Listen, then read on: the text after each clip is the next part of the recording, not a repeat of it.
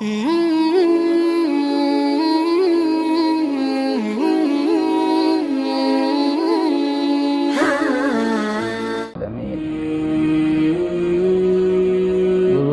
محترم اور میرے عزیز دینی اور ایمانی بھائیوں،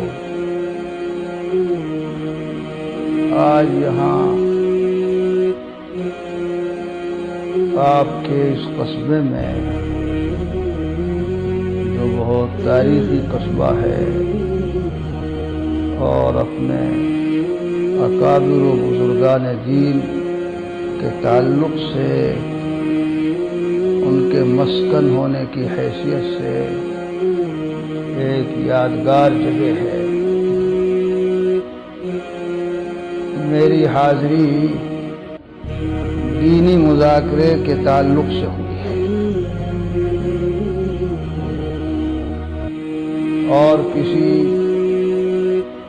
ظاہری رسمی عزیز داری یا رشتہ داری یا کسی اور تقریب سے میرا آنا نہیں ہوا،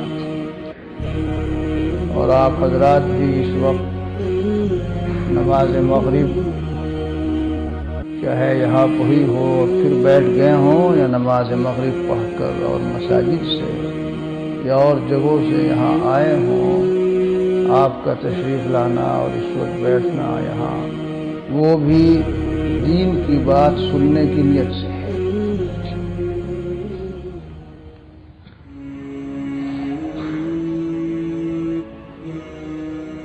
دین کی تو بہت باتیں ہیں، میں کہا کرتا ہوں کہ اتنی باتیں ہیں جنہیں سرور دو عالم صلی اللہ تعالی علیہ وسلم نے 23 سالہ دور نبوت میں، یا یہ کہو کہ 20 سالہ دور رسالت میں اس وقت کے انسانوں کو پہنچایا، امت کو پہنچایا۔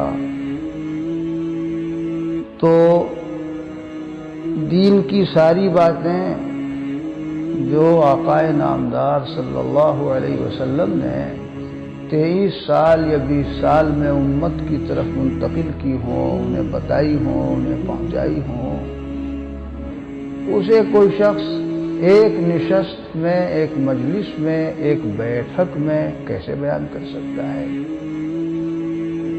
ایک نشست و مجلس تو کیا، ایک ہفتے میں بیان کرنا بھی مشکل، ایک مہینے میں بیان کرنا بھی مشکل۔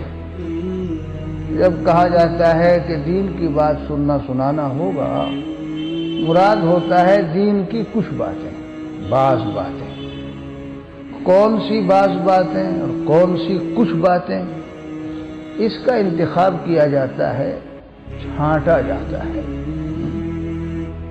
کہ دین کی باتوں کا سننا سنانا جس علاقے میں ہو رہا ہے، جن لوگوں میں ہو رہا ہے، وہ مخاطبین اور سامعین کے لحاظ سے دین کی اور پھر وقت اور حالات کے لحاظ سے وہاں دین کی کن باتوں کا سننا سنانا زیادہ مفید اور زیادہ نفع بخش ہے اور زیادہ اہم ہے، تو انتخاب کیا جاتا ہے، چھانٹ کر بیان کی جاتی ہے۔ جیسے ایک معالج و ڈاکٹر کے پاس مختلف بیماریوں میں مبتلا مریض پہنچتے ہیں، ایک دن میں بھی مختلف امراض کے مریض پہنچتے ہیں اور مختلف دنوں میں تو پہنچتے ہی ہیں۔ تو اب وہ ماہر معالج و ڈاکٹر ہر مریض کو اس کے مرض کے لحاظ سے، اس کے مزاج، اس کی طبیعت، اس کے علاقے کے لحاظ سے دوا تجویز کرتا ہے، تدابیر بتاتا ہے، غذا استعمال کرنے کے لیے بتاتا ہے یا کچھ پرہیز بتاتا ہے۔ تو حقیقت میں دین کی بات کا سنانا یہ بھی ایک علاج ہی کے قبیل کی چیز ہے۔ علاج جن بیماریوں میں امت مبتلا ہے، بہت بیماریاں ہیں، لیکن ان میں زیادہ اہم بیماریاں زیادہ مہلک قسم کی بیماریاں وہ کون سی بیماریاں ہیں جن کی طرف توجہ کا دیا جانا اور توجہ کا دلایا جانا زیادہ اہم ہے. تو اس اعتبار سے دین کا خادم ان کا انتخاب کرتا ہے. اور کبھی علی العموم والاطلاق قدر مشترک کے طور پر دین کی بنیادی باتوں کی طرف توجہ دلائی جاتی ہے.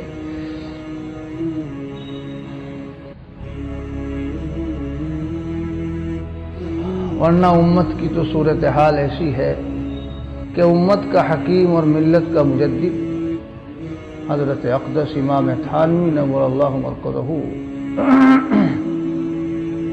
اسی بستی میں اسی قصبے میں بیٹھ کر یہ بات لکھ گیا اور فرما گیا کہ مسلمانوں کا حال تو یہ ہے، اس وقت اور اب سے 100 سال پہلے کی بات ہوگی، کہ اللہ کے قانون کی ایک کتاب ایک ہاتھ میں لی جائے اور دوسری طرف ایک امتی کے اعمال و احوال اور اقوال، چال ڈھال، طرز زندگی اور اعمال زندگی کو ملاتے جائیں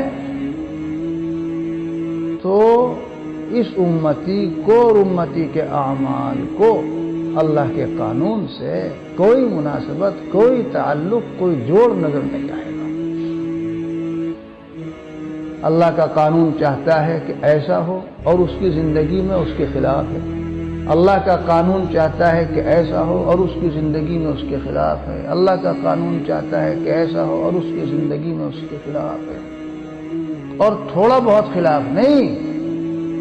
حضرت اقدس مولانا تھانوی قدس اللہ نے کون سی بات ہے جو امت کی بیماری کے تعلق سے نہیں فرمائی اور نہیں لکھی، اور پھر اس بیماری کے ازالے کے لیے، امت کی شفا یابی کے لیے نسخہ کیمیا اور حل تجویز نہیں فرمایا، اور تدابیر تجویز نہیں فرمائی، اور پرہیز تجویز نہیں فرمایا.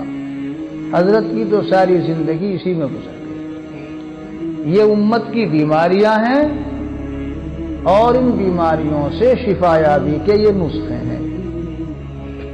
چاہے خواص سے امت ہوں، علماء، مشائخ، واعظین، مدرسین، مبلغین، مصنفین، خطباء، ائمہ، اور یہ عوام میں امت ہو، اور عوام امت میں چاہے ملوک و بادشاہ ہوں، حکام، تجار ہوں، یا کاشتکار ہوں، یا دیگر اور طبقات سے تعلق رکھنے والے ہوں، پھر ذکور ہوں مرد یا اناث ہوں، چھوٹے ہوں یا بڑے ہوں، جوان ہوں یا ادھیڑ ہوں، بچپن والے ہوں یا 55 والے ہوں. حضرت نے کون سی بات ہے جو نہیں لکھی اور نہیں فرمائی؟ اور میں تو نقل کیا کرتا ہوں کہ کس قدر فکر تھی حضرت کو اپنے دینی اور ایمانی عزیزوں کی اور بھائیوں کی، یعنی امت کی. پہلے بھی میں نے بتایا تھا کہ یوں فرمایا کہ امت کی بدحالی کا تصور و خیال اگر کھانے سے پہلے آ جاتا ہے تو بھوک اڑ جاتی ہے، اور سونے سے پہلے آ جاتا ہے تو نیند اڑ جاتی ہے. کیا لکھا حضرت نے وہاں؟ یہ لکھا، اور لکھنے کے بعد میں یہ شعر لکھا ہے: کیسا یہ انقلاب ہے دیکھ کر دل کباب ہے. کیسا یہ انقلاب ہے. انقلاب سے مراد کہ ایک وقت وہ تھا پہلے زمانے کے مسلمان کہ ان کے تمام اعمال، احوال، اقوال، ان کا ظاہر، باطن، عبادات، معاملات، اخلاق، معاشرات، عقائد، اندر کی زندگی، باہر کی زندگی، انفرادی، اجتماعی، اپنوں کے ساتھ، غیروں کے ساتھ، سب کی سب، سارا کا سارا اور سب کچھ اللہ کے قانون کے عین مطابق تھا. اور کہاں اب یہ صورتحال ہے؟ یہ ہے وہ انقلاب. امت کتنی بدل گئی، مسلمان کس طرح بدل گئے. حضرت نے مستقل کتاب لکھی اس پر، وہ پڑھتا ہی نہیں، پڑھ کے سناتے ہی نہیں. حالانکہ حضرت مولانا الیاس صاحب رحمۃ اللہ نے بھی یہ فرمایا، جنہیں خود امت کا درد تھا کہ میرا جی چاہتا ہے کہ